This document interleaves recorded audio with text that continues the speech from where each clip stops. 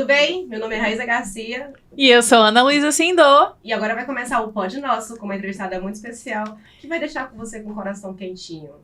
Hoje a nossa entrevistada é babadeira. Teremos de tudo um pouco aqui nesse pod. E não se assuste se começar um barraco aqui, tá? Eita, do jeito que eu gosto. Não que eu gosto de fofocas, mas... Nem de barraco.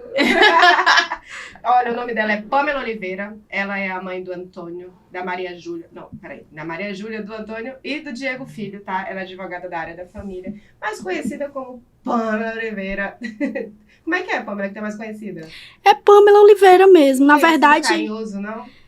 Bom, se tem, eu ainda não sei. Até gostaria de também, descobrir. Né?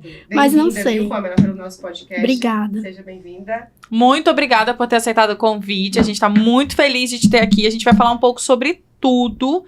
E vamos começar do começo. Do nada, tu escolheu direito? Ou era aquela coisa de, todo mundo faz direito, eu não sei o que fazer, vou fazer também? Não, eu já tinha escolhido, acho que quando eu comecei... Na verdade, eu tentei a faculdade por conta de uma amiga que queria fazer e eu fui na onda dela e passei, deu tudo certo e fiquei e me apaixonei pela área. Tu sempre quis advogada? Sempre Eu também, quis quando advogar. eu entrei em direito, eu falava que eu quero ser advogada. Porque tem muita gente que entra e fala, promotor, juiz, não sei o que. Sim. Eu sempre gostei da emoção da advocacia mesmo. Não, eu sempre quis ser ali barriga de balcão. Olha... E aí, Pamela, me diz assim, como é que você se formou e fez o que na sua vida? Vamos começar aqui, vamos apresentar a Pamela de o quê? De uns 10 anos atrás? Ixi. Ela tem mais de 10 anos de advogada? Tenho 8 anos. Então, a Pamela de 10 anos atrás. Agora ela formou... Formei, né? Logo quando eu formei, eu fazia 2 estágios e estudava à noite. E aí, quando eu formei, eu comecei... a advogar no escritório que eu já estagiava, né? Um colega me deu a oportunidade e eu comecei a trabalhar lá, advogando lá. E aí eu me aventurei, a minha área sempre foi civil, sempre foi direito civil. Mas aí eu comecei a me aventurar, porque no início a gente se aventura, né? A gente não sabe para onde correr. E aí eu comecei a me aventurar no direito, no criminal, no direito penal e tal, e tomei gosto pela coisa e iniciei esse processo no direito criminal, cuidando da parte de execução de pena. Eu cuidava muito já daquelas pessoas condenadas que cumpriam pena. Então, essa era a minha maior área de atuação. E daí, então, desde 2014, que foi quando eu peguei a carteira, eu atuava no criminal. E em 2017, eu tive um problema, né? Por conta da minha atuação profissional. Como eu atuava muito em presídio, nas fases de execução de pena, e eu era muito aquela, sou garantista... sou garantista. Pode vir quente que eu tô fervendo. Exatamente. Bate de frente com o sistema, acha que é a dona da razão, entendeu? Vou mudar o mundo. Isso, pronto. E aí, isso é, né, coisa de iniciante. E eu tomei gosto por isso e fui. Arrumava confusão com todo mundo. Eu não aceitava preso ser humilhado. Acontecia muito de familiar de preso, em dia de visita, né? Às vezes eu estava lá e o pobre coitado do parente, aquela senhorinha de idade, vem do interior com uma sacola enorme, era humilhada por um agente. Aquilo nem era em relação a mim, mas se eu visse... Tu tomava as dores? Tomava as dores, e aí já arrumava confusão com todo mundo. Eu já ia falar isso. Aí o fato de tu tomar as dores, tu ter essa empatia, essa emoção muito forte, te atrapalhou no teu lado profissional? Completamente. Foi o que acabou com o meu profissional. É porque a gente, como profissional, a gente precisa ter uma empatia com as pessoas, mas a gente também precisa dosar essa empatia. Tu tem que ter o equilíbrio entre teu lado profissional e a tua empatia na medida certa. Até porque tudo é questão de conquistar ali, né? De articulação. Tu também tem o teu lado ali de... a ponderação. Exatamente. Porque tu bater de você frente quer ser não bem consegue. Tratado, você tem que tratar bem, você tem que saber ser articulado. E eu não tinha isso, acho que pela questão do amadorismo e também... Tu mudar o mundo, eu acho que a gente entra no direito com isso de mudar o mundo. Do coração, e não era madura ao ponto de entender que não era, né? Não precisava assim, aquele comportamento, então eu era muito disso. Eu era muito reativa. Se eu visse alguma coisa... Qual é o teu signo? Escorpião. Mulher, vou explicar. Então, se eu visse alguma coisa nesse sentido, o cara tá lá já fudido, literalmente, né? Cumprindo lascado pena. no balde. E aí já vai passar por uma humilhação, né? Desnecessária, são coisas coisas que aconteciam que eu não precisava me comportar daquela maneira. Hoje eu vejo que eu me comportei mal em relação àquilo, eu poderia ter, né, ponderado. Exatamente. Mais poderia ter sido mais tranquila em relação a isso, mas não, como aquela, né? Eu vou mudar o mundo, eu sou foda, eu não sei o quê, então... E aí, em 2017, por conta de N situações, eu tragicamente fui presa, né? E foi bafafá na cidade inteira. Fiquei famosa, né, na Boa Vista inteira. Eu fiquei, de onde eu te conheço mesmo? Porque quem te conhecia, eu fiquei, de onde eu te conheço mesmo? Aí depois que a gente começou a conversar, que ela falou assim, é daí, mulher, que eu te conheço. Antigamente isso me afetava, mas hoje não, eu já vejo isso como um fato que aconteceu, uma história para contar. Eu acho que, como meu pai sempre dizia, que a gente nunca perde, ou a gente ganha, ou a gente aprende. E eu acho que isso fez com que tu mudasse tua perspectiva emocional enquanto profissional, e tu mudasse tua área de atuação e outros horizontes, entendeu? Acho que a gente tem que fazer do limão uma limonada, aliás, da limonada, enfim, vocês entenderam, é isso. Pois é. Mas assim, e aí, em 2017, fui presa, fiquei 2 meses e um dia, né, como eu sou advogada, eu fiquei lá no comando da polícia, no CPC. Me fala da tua experiência lá dentro, como mulher, como é que é lá dentro? Contigo foi diferente, eu acho, porque tu ficou presa num lugar diferente. Isso. Mas qual é, sei lá, a sensação, o que tu sentia nesses dias? Os dias passam mais devagar, enfim.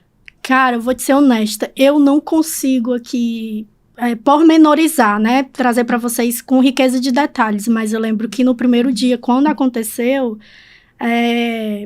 que eu entrei lá no quarto, que me colocaram lá, eu queria primeiro, que a gente não sabe por que tá sendo preso, eles não comunicam, né? Você vai saber depois. Não é igual novela e filme que tu chega lá. Não, a mídia já sabe primeiro que a gente, né? E aí eu queria entender, e muitos colegas foram lá comigo durante o dia, graças a Deus o pessoal lá do CPC permitiu. Não largou tua mão também, né? Não largaram tua mão. Não. Você ficou com muito medo? Eu tive medo. Você é minha parenta, você sempre passou uma mulher de muita coragem, uma mulher de pulso firme. Eu não consigo imaginar ver a Pamela, tipo, com medo, a Pamela fragilizada. Eu tive medo, sim, mas isso era uma particularidade minha que ficava lá dentro. Pra você ter ideia, aconteceram algumas coisas lá dentro, né, do meu dia a dia, em que eu pedia pra trancar, pra deixar a porta trancada, pra não abrir pra ninguém, eu não queria receber nem visita de advogado. E uma situação que eu fui algemada lá, porque eu tive que ir no dentista, então isso pra mim foi demais. Eu lembro que, nossa, no dia eu chorei muito. De sensação de humilhação, assim. Tipo, chorei não bastante. Precisa me algemar. Não, tipo a minha sensação na hora, assim, eu pensei, meu Deus, eu lutei tanto para não acontecer isso aqui com os meus clientes, e olha onde eu estou, o que eu estou passando, a aprovação que eu estou passando. Será que é para eu entender realmente que não era daquele jeito, que não é daquele jeito que funcionava, que não era daquela forma que eu tinha que me comportar? Foram só 61 dias, mas te transformou total. E aí, nesse meu spa, né, que eu chamo de spa, eu me prometi... É uma limonada, amor, é uma limonada. Eu me prometi, e prometi a mim, né, pela minha família, e a pedido do meu pai também, eu fiz uma promessa lá dentro em que eu não atenderia mais nada relacionado ao criminal, nem pra Tu já era conversar. Casada nessa época? Não. Ainda não. Como é que foi que apareceu? Até agora a gente não ouviu falar do seu Diego. O meu marido, ele era membro da comissão de prerrogativa, e nessa situação da algema, a OAB enviou um membro lá. E ele foi lá, a gente já tinha contato no fórum, né? Porque nós éramos colegas, meu marido é criminalista, então a gente atuava na mesma área e sempre se via no fórum. Mas até então, nada. Era uma pessoa completamente alheia, estranha tipo, colega de trabalho, exatamente. Normal. Oi, tudo bem, tchau, tchau. E aí o meu primeiro contato pessoal com ele foi nesse dia que ele foi lá, né, para fazer a minha escuta, para fazer os procedimentos de praxe que existem na OAB, mas nada além disso, passou. E aí, no dia que eu saí, alguns colegas se reuniram para conversar comigo, me levaram para lanchar e tal, e ele foi. E aí, os dias passaram, tinha OAB, comentário de todo mundo sobre a vida de todo mundo, né? E aí, amiga, qualquer lugar, inclusive Boa Vista inteira, pensamento, não teve como. E aí eu tava numa confraternização com amigos e calhou de eu vi uma foto dele em algum lugar e aí eu mandei mensagem. Ele já tava divorciado, ele já tinha sido casado. Oi, tudo bem? Boa noite. E aí eu mandei, eu tô aqui no canto tal, querida, com várias colegas, se tu quiser vir. Coraçãozinho ainda, né? Não, se tu quiser vir e tal. E ele foi. E ele foi nesse dia, é incrível, ele foi nesse dia pra conhecer uma outra amiga minha, que ele tava interessado. E aí apresentei a colega e tal, e conversaram, e a pobre da colega tinha acabado de terminar um relacionamento, tava sofrida, só falava no ex. Aí eu lembro que ele, olha, Pâmela, não dá, não aguento, o pessoal tá falando em ex, não sei o quê. Eu sei que lá pras tantas, todo mundo bebido, a gente se envolveu, já começou dali, nunca mais se largou. Isso desde 2017. Construiu uma família linda, né? E hoje nós temos 3 filhos, né? E ele seguiu no criminal. Ele segue Como no foi criminal. pra ti mudar toda a tua agenda e clientela? Porque tu teve que começar do zero. Toda a tua agenda era criminal até tu ser presa? Na verdade, quando eu saí, eu pedi ao tribunal, né, no meu recurso, no meu habeas corpus, para que eu entregava a minha carteira, pedi pela suspensão da minha atividade profissional. Eu abri mão da minha atividade profissional pra que tu fosse solta? Em detrimento da acusação. Uhum. E aí, eles concederam a minha liberdade, né, por conta disso, e eu fiquei, sei lá, 2 anos, eu acho, 3 anos sem advogar.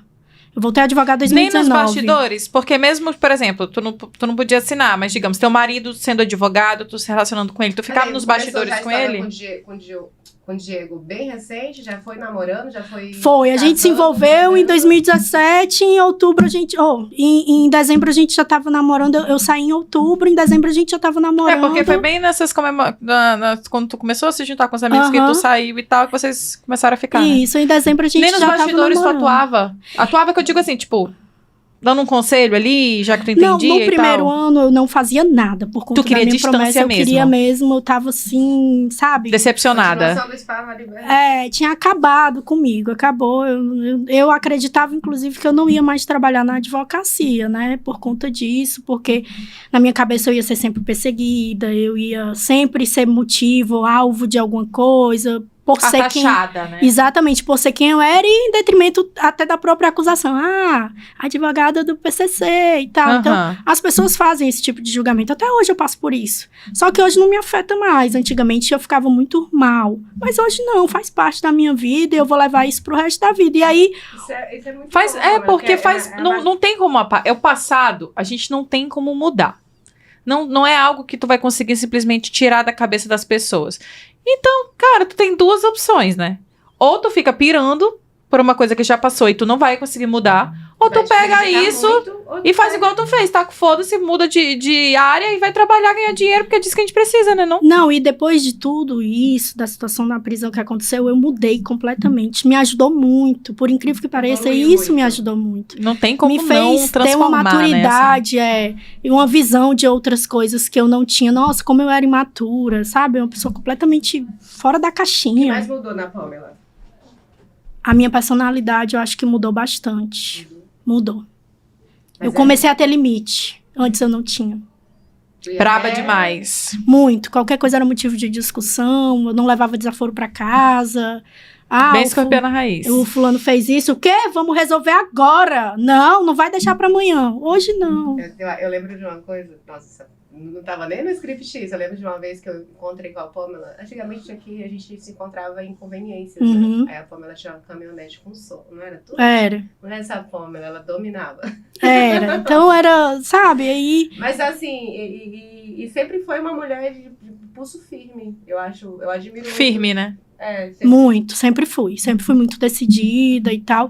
E aí, depois disso, né, o Diego sempre teve escritório.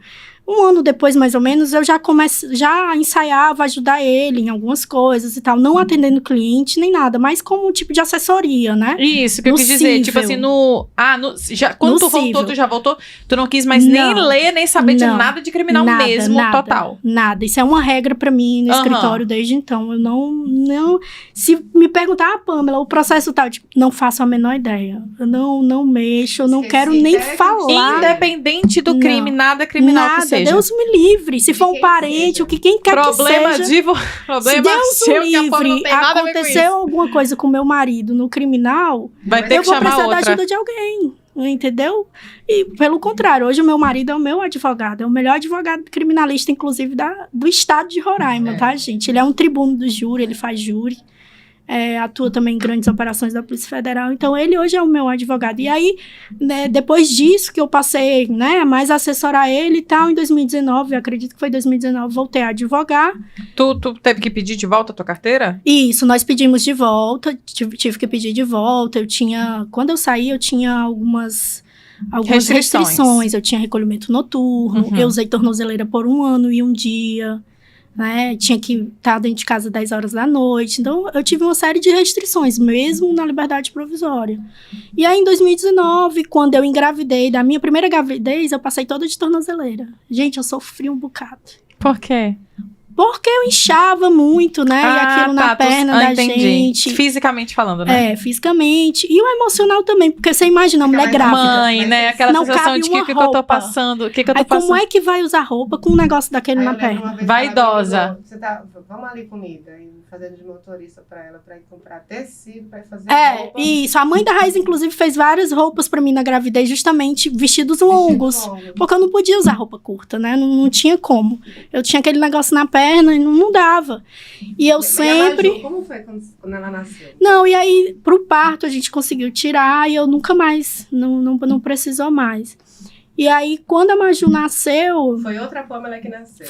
Foi. Outra descoberta. Tu já tinha sido... Depois de tudo que aconteceu, tu já estava mais apaziguada, mais madura. Depois da primeira maternidade, que eu acho que a primeira maternidade é que mais transforma. Depois da primeira maternidade... Uma nova Pamela, ainda mais calma surge aí. Mais calma não, digamos, menos braba, né? Porque calma, também sempre assim. Eu confesso pra ti que eu não deixei de ficar menos brava. Ela nunca vai deixar. Só pondera um pouco? Eu fiquei mais educada. Pronto. Mas assim, braba mesmo. Eu ainda tinha, né, a situação de resolver as coisas tudo na hora, não levava desaforo pra casa, mas eu tinha já limites, né, por conta da minha primeira escola. E nessa segunda escola, que foi a gestação da Maria Júlia, e quando ela veio, eu já dei uma maior ponderada, e meu marido também, porque ele é muito calmo. Gente, ele é muito calmo. Então, ele sempre foi a baliza ali. Um do outro. Um é calmo, não, mas se fosse outro brabo, não dava. Ele sempre... Alguém tem que ser o calmo da relação aí, né? Ele sempre foi a baliza do relacionamento. Sempre me segurou, sempre me acalmou. Sempre. Ave Maria, eu sou muito grata, assim, a ele, sabe? A paciência também. Entre... Tu ainda... Peraí, entre a devolução da tua carteira e a tua primeira filha foi quanto tempo? Eu voltei a advogar em 2019, a minha filha nasceu em 2019. Então tu passou a gestação já com a tua carteira de volta ali e tal. Isso. Tu teve licença maternidade direitinho? Ou tu, não, como tu tava muito tempo sem trabalhar? Pois não existe isso que eu ia te perguntar. Né? A gente consegue suspensão nos processos por um prazo de 30 dias, mas se você for a única advogada no processo... Eu não era, né? Então, os processos todos ainda eram do meu marido. Então, eu só assessorava ele, eu não tinha ainda. E meus processos antigos eram, a maioria, 90% criminal. Foi tudo pra ele? Não, eu não atuei mais em nenhum. E pedi para que os clientes procurassem outros advogados. Da preferência deles. Isso, a gente não mexeu mais. Entendi. E com a Maju, assim, é lindo o apelido dela. Como é que foi o melhor momento, assim, da maternidade para você? Que você viu ali com ela e falou assim, gente, eu nasci para ser mãe dela mesmo, sou grata por isso. Cara, o meu puerpério foi complicado. Porque é muito complicado. Porque pra quem não conhece a Pamela ela não gosta muito da palavra... Não, eu não suporto a gestação. Pra mim é uma doença, é uma desgraça ficar grávida. Gente, por favor, todo respeito a quem ama, porque cada um é cada um. É a opinião Mas dela. Pra mim, eu só tenho experiências péssimas. Eu tenho uma amiga também que ela ama os filhos dela, ela gosta até do parto, mas a gestação é 9 meses sofrendo. Exatamente. Ela tem tudo que uma grávida... A alça do sacolinho. Eu amo a maternidade. Ela tem tudo que uma grávida pode ter. Ela vomitava tanto de enjoo que os poros do rosto dela abriam. Então, tudo que uma grávida tem, ela tinha, pô. Tudo que tem direito, tem. Exatamente. Foi mais ou menos parecido comigo. E a minha primeira gestação, além de tudo isso, eu ainda tinha um agravante da tornozeleira, né? Então, assim, eu tinha restrição, não podia ir pra qualquer lugar, porque tinha que carregar, porque não podia sair fora do sinal. Então... Foi terrível a minha primeira gestação. E depois, quando a Maria Júlia nasceu, eu eu me apaixonei pela criança ali comigo, em que pese o trabalho que dá, mas Para mim, a maternidade é maravilhosa, né? É muito cansativo, tem todos os contras que se imaginar, mas eu amo meus filhos, eu amo a maternidade. Também, né? E aí tive a experiência da minha segunda gestação também, que foi terrível, que é o Antônio Neto, que é o meu filho que faleceu no dia do parto. Foi em plena pandemia, em 2020, a gente foi até o 8º mês, eu sendo acompanhada por profissionais maravilhosos, muito bem instruídos, conhecidos na cidade, mas infelizmente não aparecia, e no 8º mês a gente descobriu uma malformação no coração do meu filho, várias malformações.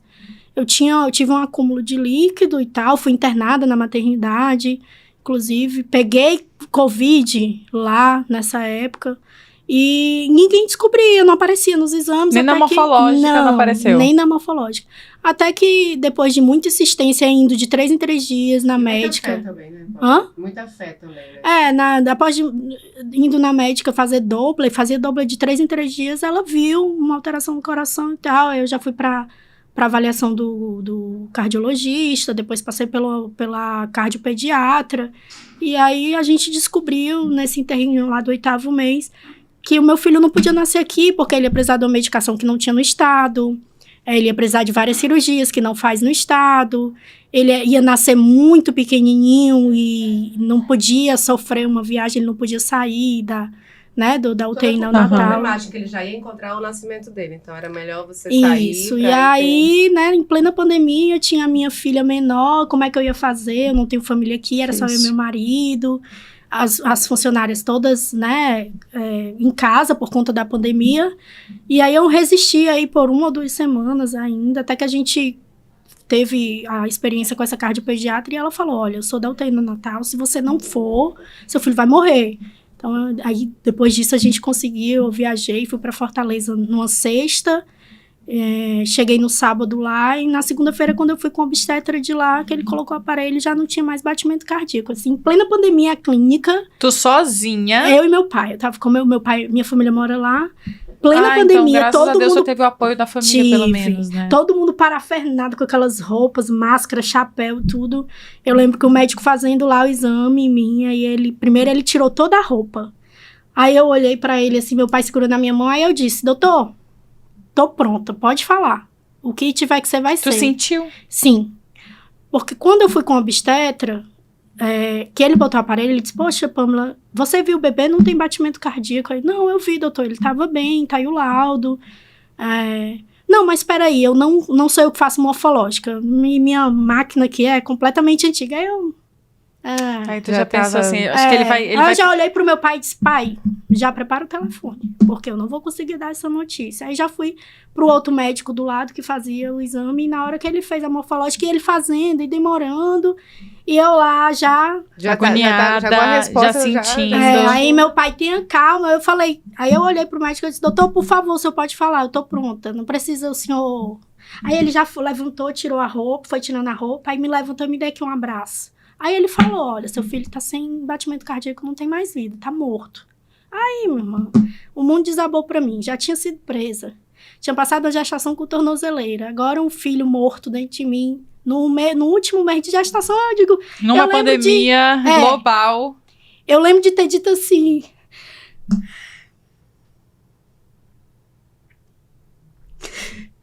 Eu lembro, desculpa. Eu lembro de ter dito assim... Meu Deus, o que falta acontecer comigo? Não falta mais nada, eu não aguento mais nada, né?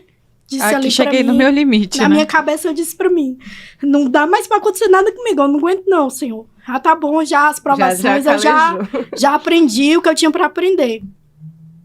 E aí eu não consegui passar a mensagem pro meu marido. Meu pai, na hora que eu pedi, ó, liga pra lá, pai, pra avisar, porque eu não tenho a menor condição. Só que eu não conseguia chorar mais. Eu fiquei em estátua, tipo, pedra. Em choque. Pedra dá total. Uma secura na garganta, você e meu fica pai, sem voz. né, ligou primeiro pras minhas tias, eu tinha uma tia médica lá, uma outra que é enfermeira, e já foi todo mundo lá pra clínica pra me receber. E aí... Voltei pro obstetra, o obstetra disse, olha, Pamela, infelizmente você tá em trabalho de parto, a gente tem que tirar o bebê. Você quer parto normal ou cesárea? Eu disse, doutor, eu não vou passar pelas dores de um parto normal pra parir um filho morto. Eu nem quero ver. eu prefiro fazer cesárea, se eu me ceda. Aí eu fui sedada e eu não vi meu filho. Tu não quis? Não quis ver, fiquei com medo. Se arrepende? Muito. Só que aí eu tive que embalsamar meu filho, porque meu marido só conseguiu ir com 5 dias, por conta também, né, de passagem aérea em plena pandemia. E aí a gente embalsamou meu filho, eu fiquei esses 5 dias em Fortaleza com a minha família, até que meu esposo chegou e ele pediu pra ver. E aí lá no dia, no cemitério, não podia abrir o caixão, por conta do Covid e tal. E aí meu marido conseguiu convencer lá o rapaz, e aí ele abriu. E foi o dia que eu vi meu filho, mas não lembro do rosto dele. Não me recordo. Você não consegue ter... Eu acho que foi o choque, a dor tão grande que a gente meio que esquece. Assim, hoje eu sei do rostinho dele porque 1 ano depois da morte, a minha irmã me mandou uma foto no centro cirúrgico, que a minha tia acompanhou o parto, e minha tia tirou foto, mas nunca me mostraram. E aí 1 ano depois, eu conversando com a minha irmã, falando sobre, ela me mandou a foto, aí eu mandei desenhar ele. E tem uma foto dele. Ele parecia contigo ou mais com o teu marido? Com meu marido. A cara do teu marido. É. E aí mandei desenhar e deixei lá na sede da fazenda que a gente tem. Aí depois que o Diego Filho nasceu, do terceiro filho...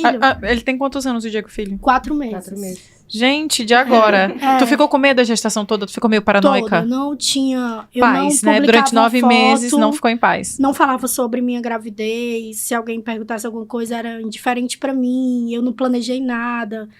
Eu deixei pra fazer as coisas no último mês, porque não sabia, né, se ia vingar e tal. Teve muito medo também. No dia que a gente descobriu o sexo, que a médica falou que era um menino, meu marido chorou horrores. E eu, dura, intacta, como se nada tivesse acontecido. É uma característica tua, né? Ficar um pouco com não, aquilo eu tive um casal de pra primos. ser forte. Eu tive um casal de... ele que é meu primo, né? E a esposa dele, que eles sempre quiseram muito ser pais. Aí eles engravidaram e tal...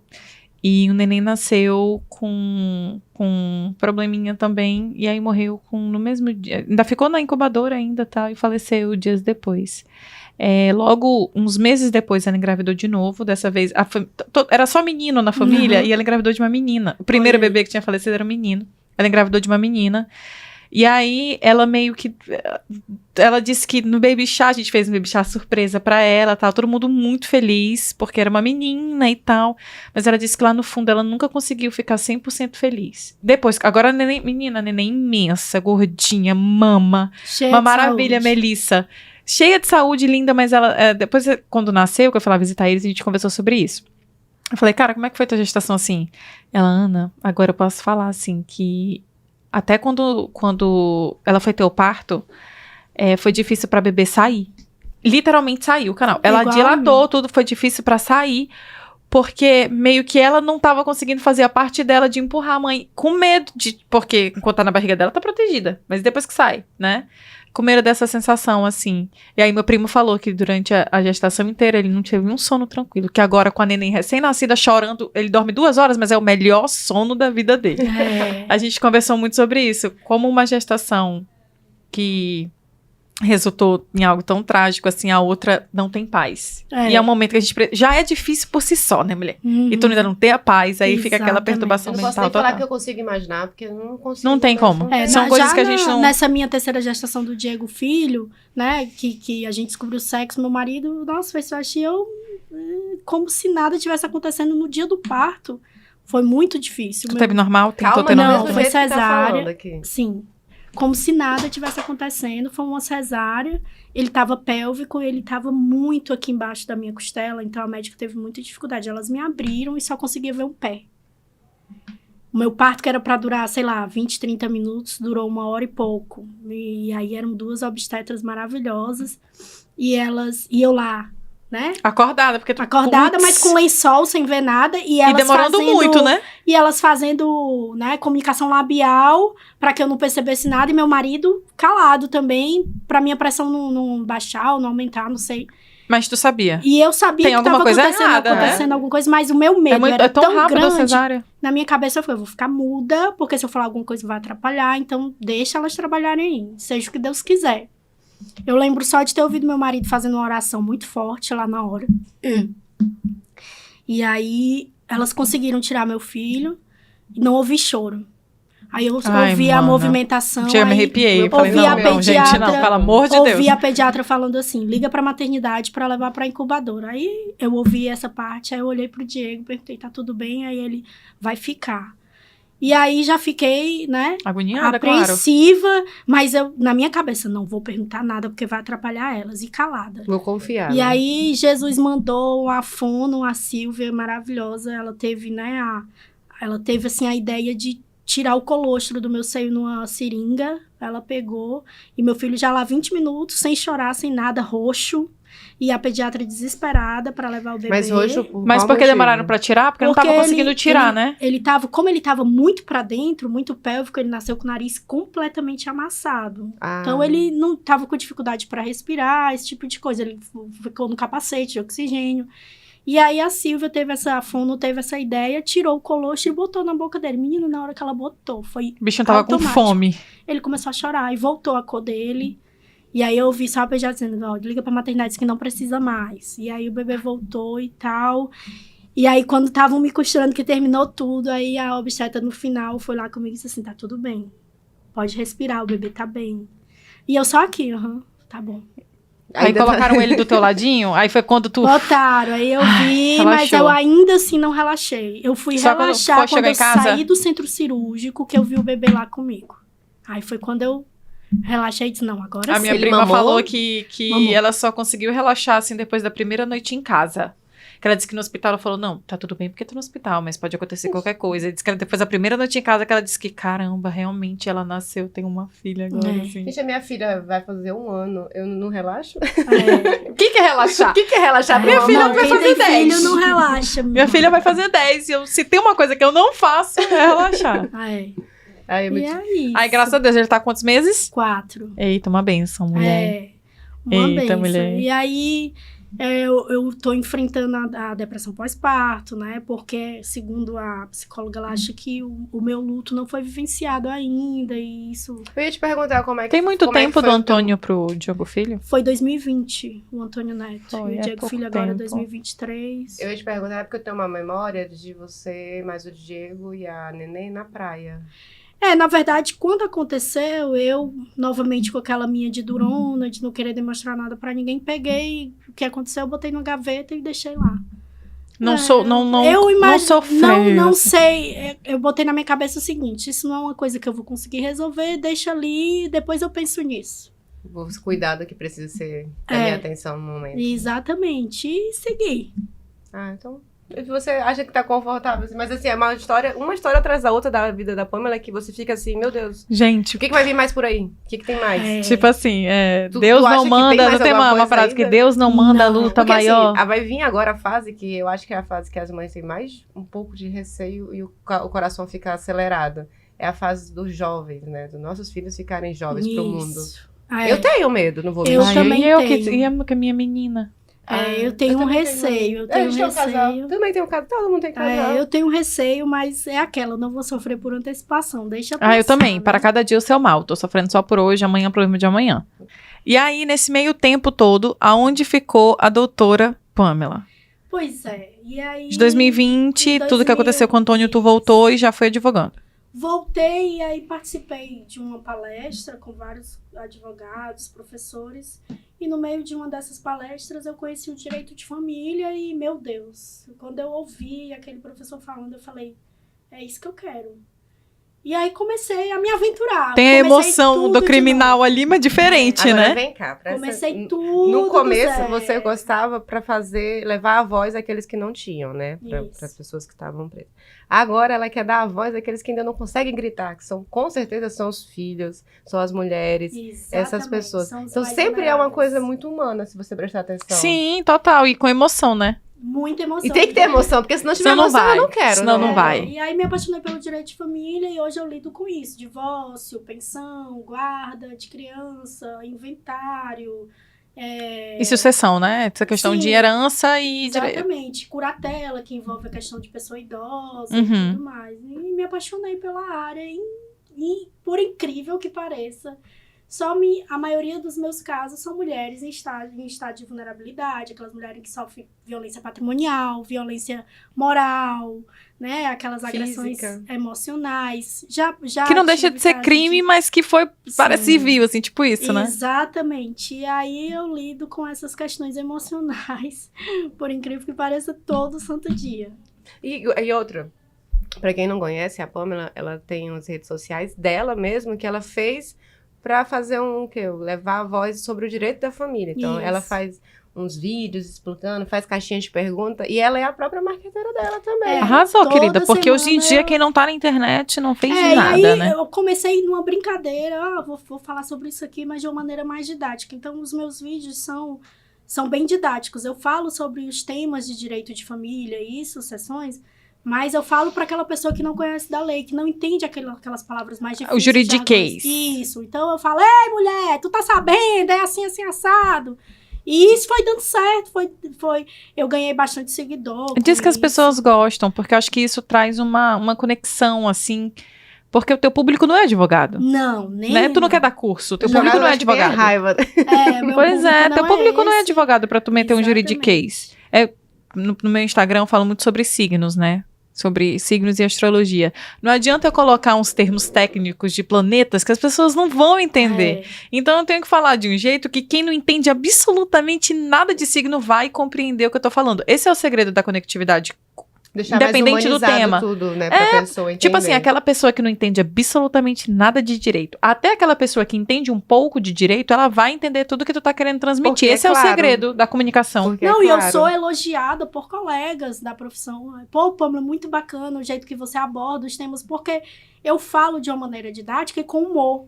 Eu puxo muito meu sotaque Tira onda, cearense, né? Tipo... e aí faço as brincadeiras, é muito legal. E todo texto eu solto caixinhas de pergunta, então ali é o Qual foi a pior pergunta que tu já recebeu nessa caixinha assim que tu não lembra? Que tu lembra, aliás. Tipo assim, umas perguntas assim. Se eu matar doutora, se eu matar meu marido. Tipo, semana assim? passada eu recebi uma assim, de uma senhora. Doutora, eu traí meu marido, mas ele não sabe. Se ele descobrir, eu perco direito à pensão? Eu digo, mulher, mas você já tá pensando em divorciar? Prioridades, vamos em partes aqui. Vamos por partes, querida. Se ele não sabe, por que você tá preocupada? Siga a sua vida, continue porque ela quer ficar segura, se ela continua fazendo a coisinha errada. Tem uma advogada na internet, ela é uma loira, que ela dá uns conselhos, sabe quem é? Sim, ela tinha um quadro no Faustão. Ah, eu não sabia. Eu sei que ela é muito boa. Eu acho que é Miriam mesmo o nome dela. Ela dá umas dicas, tipo assim, sim, doutora, eu tô em união estável, meu marido é rico, mas ele não tem nada. Aí minha filha, então, dê um jeito de casar primeiro, depois você separa. Ela dá umas dicas, assim, aleatórias. Que eu só descobri ela depois que porque a galera começou a te comparar, né? Tem muita gente que eu descubro, porque o pessoal manda assim pra mim e fala, nossa, ele fala igual tu. Aí quando eu vou olhar, caramba, que legal. E a gente se inspira, né? Querendo ou não, assim, quando você pega uma pessoa, pô, isso aqui... Não é da mesma área, que ela não fala de civil, assim, ela fala de outras coisas, mas sem noção.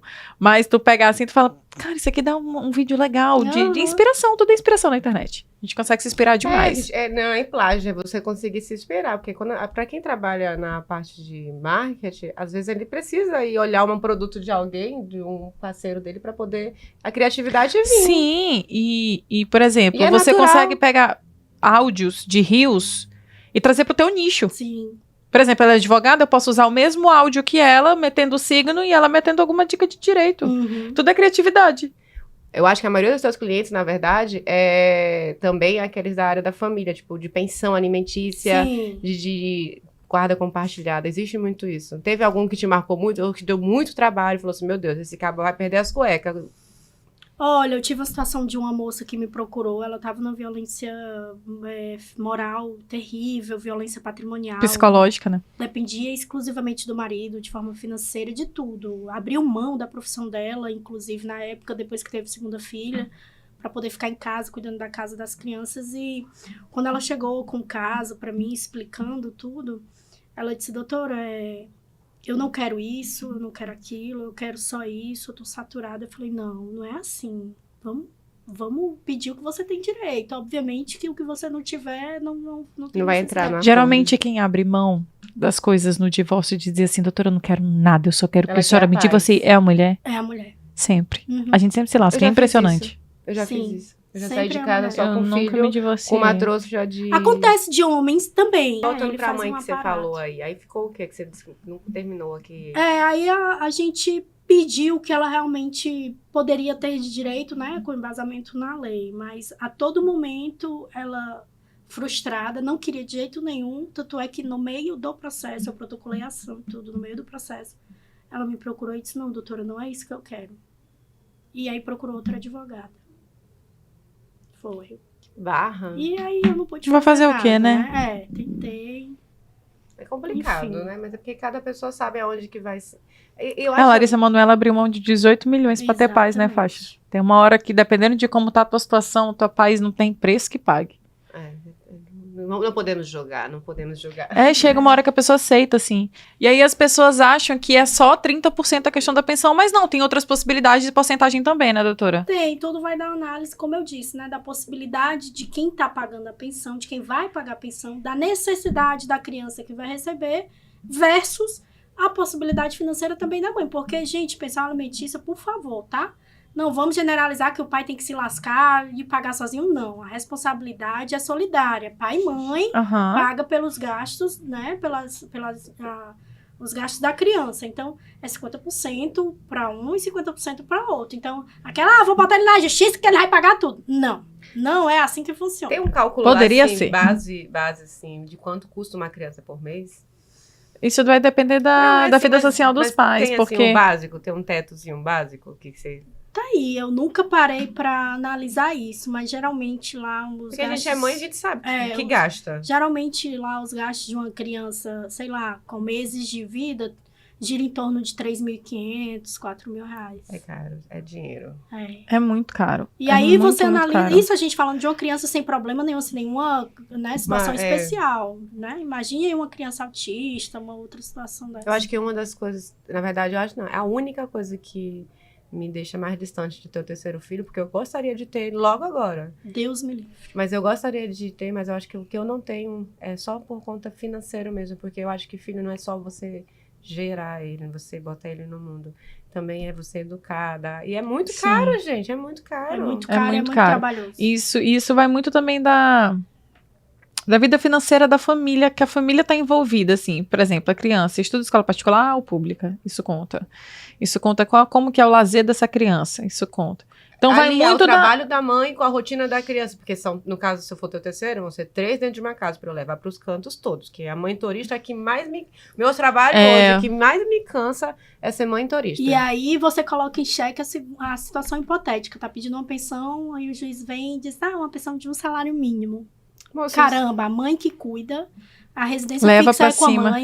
a mãe é pra cima e pra baixo, leve médico, remédio, as noites em claro, supermercado, tudo que você faz, né? Em detrimento ali da questão da criança estar morando com você. Aí o juiz pega e arbitra uma pensão alimentícia e um salário mínimo. Entra em cálculo se a mãe, por exemplo, fica só cuidando dos filhos.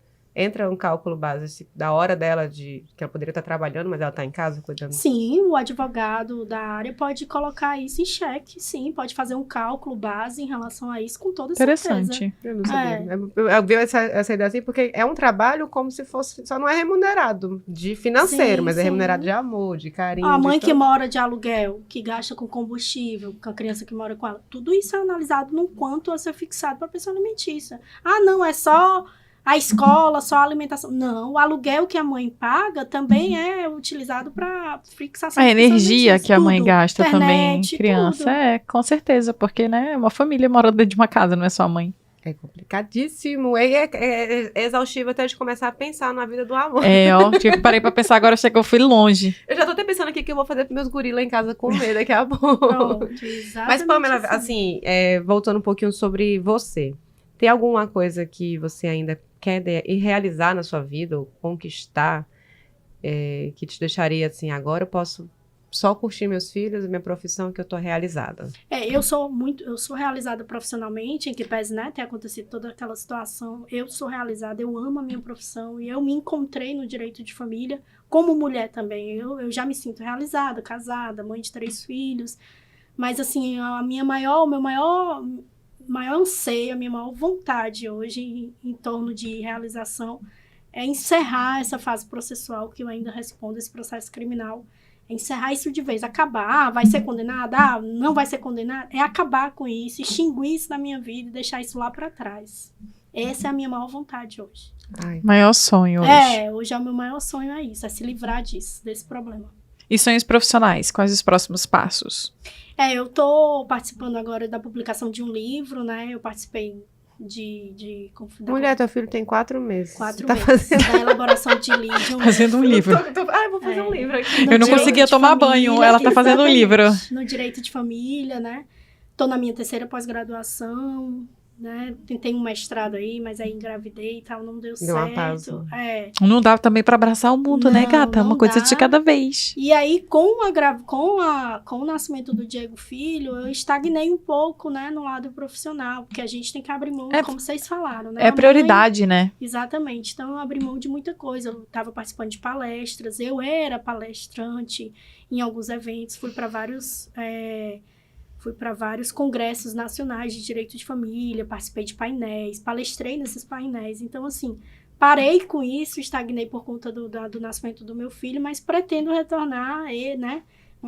Ativa, tudo. Isso, continuar participando. Vai vir a Pamela aí que vocês conhecem. A doutora. Eu costumo dizer que do lixo ao luxo, né? Porque eu caí na profissão, fui presa, aconteceu tudo aquilo, parei de advogar. Depois voltei. Mas agora você é uma grande mulher. Você depois já era uma grande mulher, mas agora você voltei, fui nomeada presidente de comissão na OAB daqui de Roraima. Participei de vários congressos nacionais como palestrante, uma coisa que eu jamais imaginei que fosse acontecer. E congresso nacional, né? Isso, nacional. Não é, meu filho? Não é por nada. Não é qualquer coisa, não. Né? Foi do lixo ao luxo de novo e a minha pretensão é só levantar. E antes de eu dar as considerações finais, pode fazer aquele... Negada!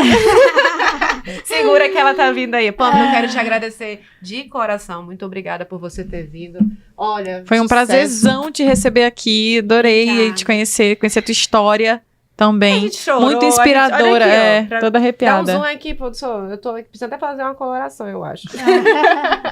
Foi muito inspirador. Foi muito inspirador, assim. De coração. Eu falei que vocês iam ficar de coração quente. É verdade, tu falou mesmo. Gente, eu agradeço a oportunidade, né? Eu adoro aparecer quando a Raíza me convidou. Eu disse, pra aparecer comigo mesmo. Então, eu gosto muito disso, Acho que o meu caminho é esse, é o direito de família, é a questão das palestras, de falar em público. Comunicação, né? Eu adoro levar a informação de uma forma mais simples, né?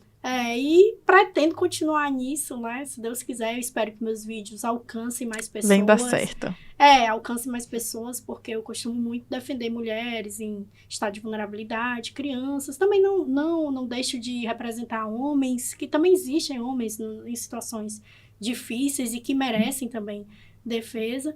Mas eu pretendo continuar nisso, seguir a carreira nisso, né? Eu espero que meu filho cresça logo para eu poder... Continuar a trajetória que precisa. Trajetória.